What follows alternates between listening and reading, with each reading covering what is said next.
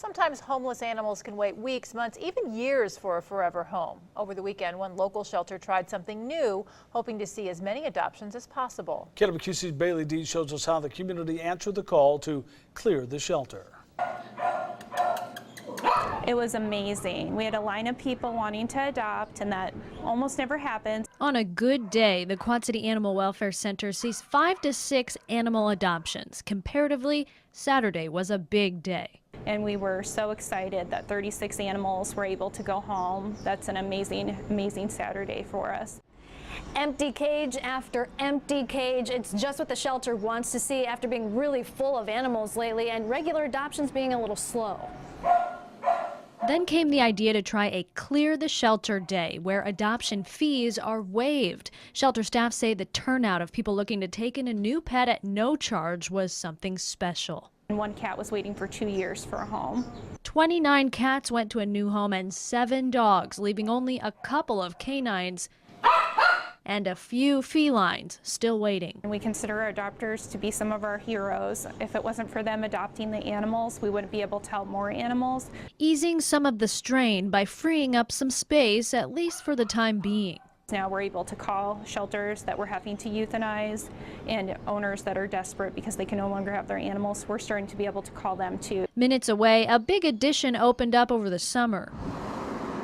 A new spay, neuter, and wellness clinic to keep up with high demand also makes for more room over at the shelter, so staff say the cycle will continue, where they might fill up with animals again soon, but they'll continue to work to match them with loving families. We'd love for someone to put us out of business, but it's not going to happen anytime soon, we don't think. In Milan, Bailey Dietz, KWQC TV6 News. The Quad City Animal Welfare Center is still fundraising for the new clinic building.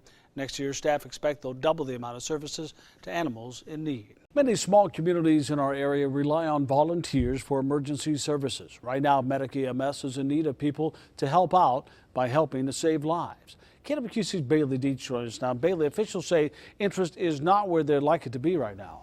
Well, 24 hours a day in Eldridge, LeClaire, and Bluegrass, Medic utilizes a volunteer EMT who's paired with a full-time paramedic. Otherwise, those communities might not have an ambulance crew there. But we're told finding people to volunteer isn't as easy as it used to be. In a medical emergency, every second counts, but help isn't always right there, which can especially be the case in rural areas. We can deliver a high level of care to an area that has a low ambulance volume because it's a little more fiscally responsible for a slower area. Medic does that in several outlying towns, partly by relying on volunteers, and that can't continue if there's a shortage. People that come from small communities know their neighbors, love their small town, are very involved. But I think like anything, time is precious, money is precious, and if they have spare time, maybe they'll pick up a part-time job rather than volunteer.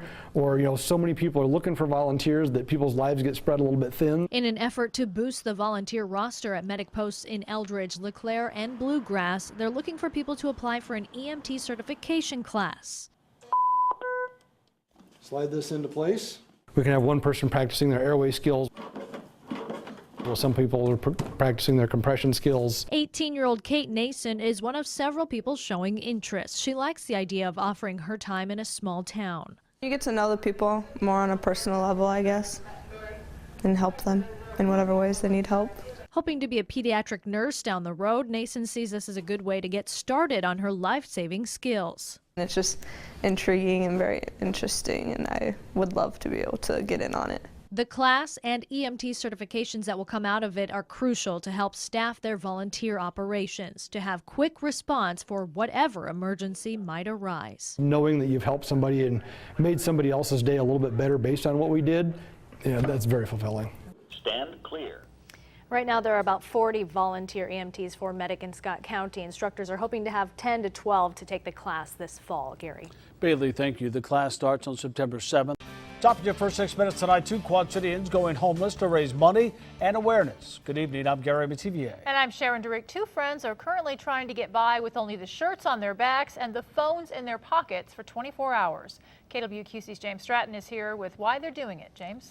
Gary, Sharon, for many watching tonight, the last 24 hours included waking up in a warm bed, eating a hot meal, and going to a stable job. But for many in the QC, none of those things are a guarantee. And to help understand what it's like to live that life, two friends are experiencing homelessness for an entire day. As the busy day goes by, I'm scared. Yeah, I'm nervous. For some, it's just a struggle to get by. Tonight, I don't know what I'm going to be eating. I might have to eat out of a dumpster. I don't know. To help understand that struggle, Andres Rodriguez and Angela McNeil are leaving their homes for 24 hours. We're going to go figure out how we can do it. You know, Yeah. We're going to make this as real as possible. We're going to ask, because we have to ask somebody like, hey, can you help us out? We haven't eaten. They're doing it to raise money and spread the word for a Facebook group they have called Saving the Perfect Stranger. It's real important that that we help these people to feel better about themselves. So if we can give them clothes or food, it can help them to go through their day. The end goal is for the group to become a 501c3 charitable organization. It's going to cost about $800, and we would like the public to be involved with that. Throughout the 24 hours, they've streamed their every move, meeting with other homeless people along the way. Hey, what's happening? My name is Melvin, man, and I've been homeless off and on about a year. And, you know, it ain't no joke out here in these streets, you know what I mean? You just live in one moment at a time. And getting food from generous people. Dude, man, you know what? God answered my prayer. I'm starving. Yeah, me too. Thank you so much. Oh, my God. Thanks. Yeah, it look good. I tell you, man, now this is real. This is real. So as the busy day turns to a quiet night, We'll see what the night brings. No money. they will experience the unknown, just like the people they try to help each day. This is awesome. Pray for us. Pray for us, because we don't know what's going to happen. We have no food.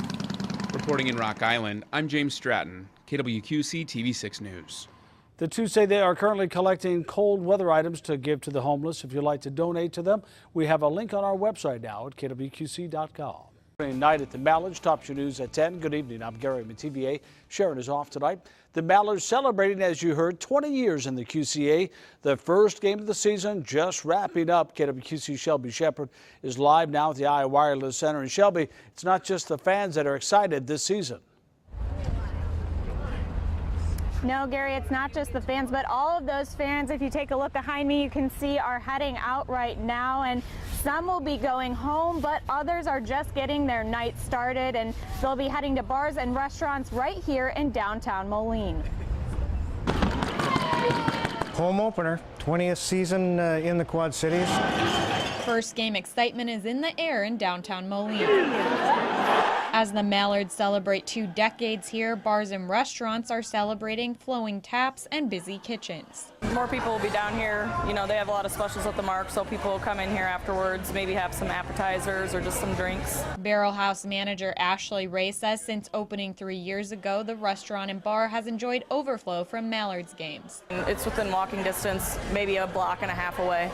It brings people that wouldn't necessarily know about us or know to come here. It'll bring them down in the area. But that wasn't always the case. For several years, there was uncertainty surrounding the Mallards. I think when you look back to about 4 or 5 years ago, there was always a question every summer whether the team would still be here. President Bob McNamara says now the team is stable and fans are making a comeback too. I think the people have started to come back. The brand I think is built back up again. New bars like Rebellion Brew House are looking forward to some of those fans discovering their place. We are really excited. I know that Bad Boys gets really busy, so I'm hoping that there will be overflow over here. Bar manager Caitlin Forbes says Rebellion opened in January. She says business has been good so far, but she hopes advertising. I know that we have advertising at the Mallards games. And late night food options. On the weekdays, we serve food until midnight, and then on the weekends, 1. Encourage more people to stop in. And I feel like people are starting to catch on to how awesome Rebellion is, so I think that we'll have a pretty good night, yeah. The Mallards president tells me that they have a lot of exciting events happening to celebrate 20 years here in the Quad Cities. In January, he says they're going to be having an alumni game, bringing back some of the old favorite players from throughout the years. Reporting live in Moline, Shelby Shepard, KWQC TV6 News. And Shelby, thank you. The Mallards won't play at home again, by the way, for the next 2 weeks. As for tonight's game, well, the Fort Wayne Comets came out on top 6-2. After a major overhaul to the bus routes in Davenport, more changes are on the way. The new city bus system took effect in early July. The city hoped to save money by trimming the number of routes, but adding some service hours. KWQC's Bailey Dietz tells us some updates to that plan are coming after a lot of feedback from riders. City staff spent the last 3 months hearing a lot of input from bus riders, and they think that some of the changes they made will really make a big difference. Normally catch it at 4:30, but I'm a little late, so I catch it at 5:30. Ayana Kirk rides the bus to get to and from school every day. She says the new city bus system has impacted her somewhat. Kind of, but not really. I'm just have to get here sooner. She knows the ride has been a little bumpier for others. Someone told me she did not like the changes, and she wished they kept it to what it was before, and they keep changing it. The tweaks that are coming in a few weeks should alleviate some of these issues riders have been dealing with. As we've been listening to them, we noticed a couple of major themes. It was those themes that we tried to tackle. Modifications will be made to all of the routes, most of them minor. Things like extending a few routes to reach more areas and filling gaps in service so riders aren't waiting as long. Some major areas, Kimberly and Locust, will be down to 60-minute intervals on those for the entire day. That's an improvement. There was a portion of the day where we went down to 2-hour service. The bus that crosses into Rock Island will start going twice each hour during the week. One of the biggest changes before was adding Sunday service, but due to low ridership so far, that could be reevaluated down the road. We haven't seen the numbers yet get to the point where we think that it was really worth it at this point, but we're certainly too early to make any sort of a judgment. All of these changes will take effect November 6th, and the plan is to have new routes printed out for residents a couple of weeks before that. In Davenport, Bailey Dietz, KWQC TV6 News.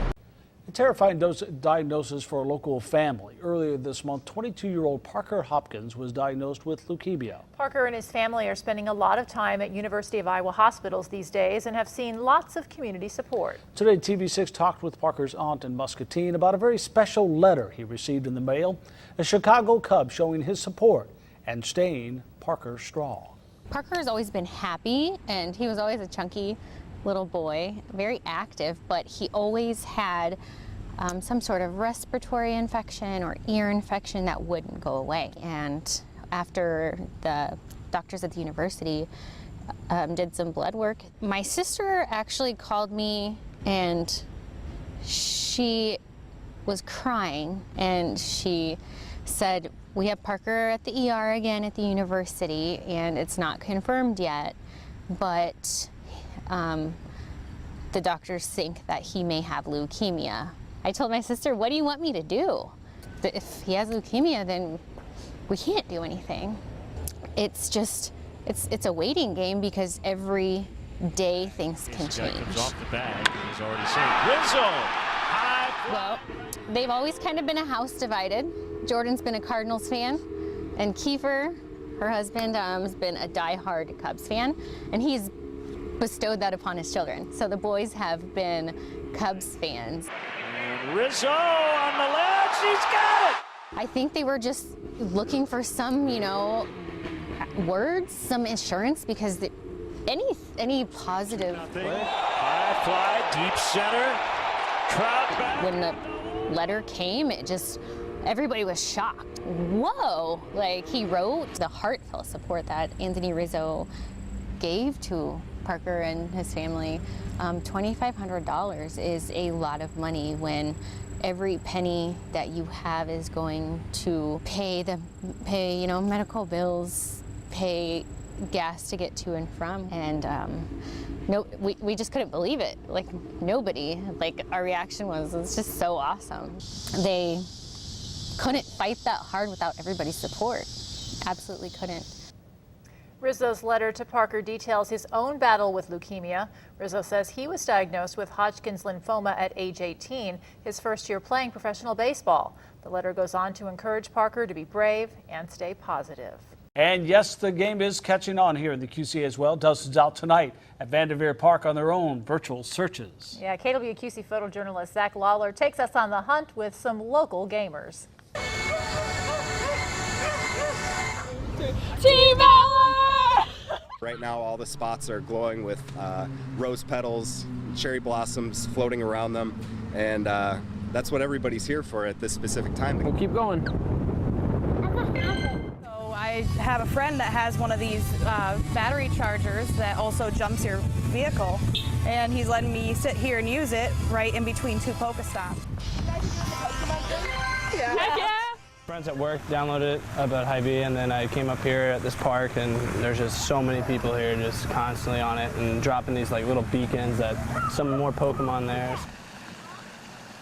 It's a unicorn that's on fire! My mom's boyfriend downloaded it, and we went hunting because Pokemon is great. We were all just in a group chat, and we were all like, let's pick Team Yellow. Dude, me too, I really missed it. I've played the old Pokemon games, so this wasn't really nothing new besides the whole, like, actually traveling around and catching Pokemon. We're really excited. Yes! It's an extra reason to get out of the house and go and wander. Most likely to stick around in this spot because it's like the easiest place to fill up your bag for Pokeballs and potions. Nostalgia, it's gonna last. You're gonna keep wanting to go back to stuff you're familiar with and just have fun with. Module over there. Good job. You got it. My name is Worm1, Cab Crew 312 TFO. I've been doing graffiti since 1993, consistently.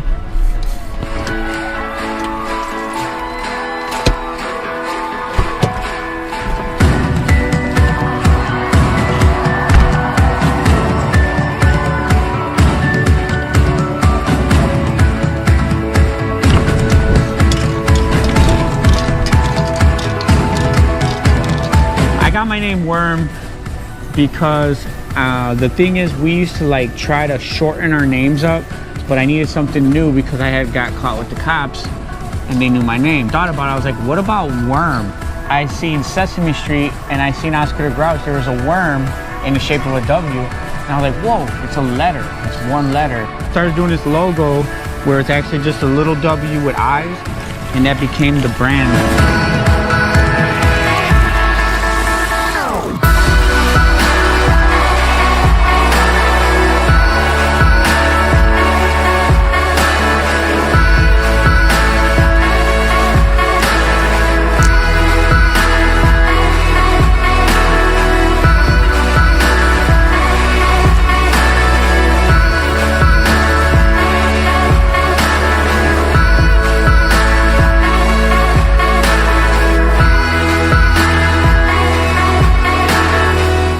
When I come and paint, it gets my mind off things and I can focus on one piece and forget about whatever troubles I have in life, and so, you know, you could just paint away the pain.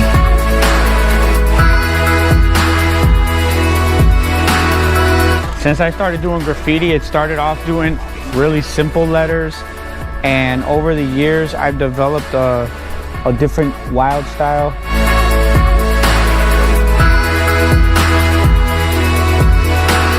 When you're actually climbing something and doing it illegally, you get an adrenaline rush, sort of like the kind you would get if you were climbing Mount Everest.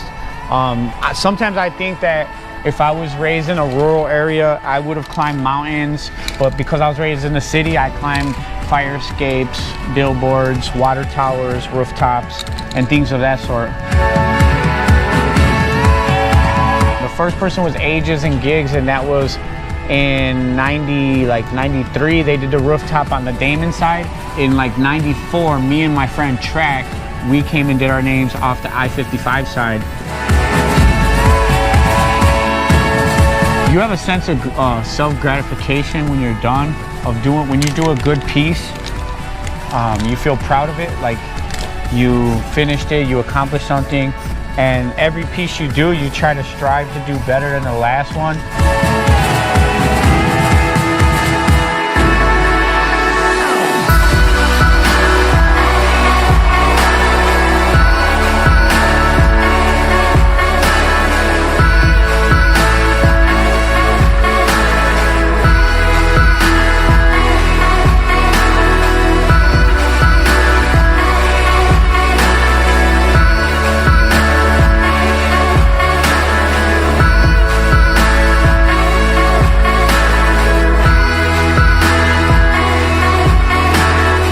Right now we're in the Damon factory off of the I-55. Like, this is considered a chill spot because it's a gray area. It's not really legal, it's not really illegal.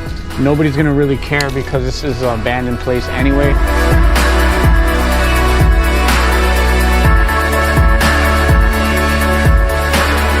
It makes me feel stress relief. When I come and paint, it gets my mind off things.